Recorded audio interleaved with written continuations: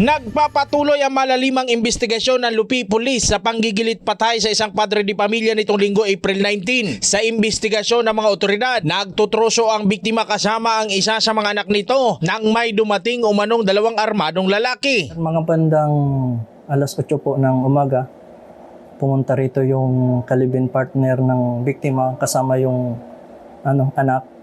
According sa report ng anak, habang magkasama sila nag-chainsaw doon sa Barangay Barrera Junior, may dalawang hindi pa nakilalang suspect na may dalang short firearms.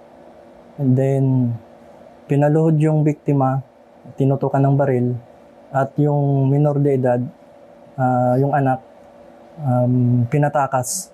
Then sabay nakapunta rito sa police station para mag-report. Napagkalaman ng pulisya na rebel return ang biktima na agad binawian ng buhay. Base po sir sa investigation, meron naman pong namukaan yung bata, yung kasama ng biktima, at posible pong maging siya yung person of interest namin at mapailan po ng kaso. Sa mga reports na galing sa ibang unit na talagang yung biktima ay isang rebel returnee.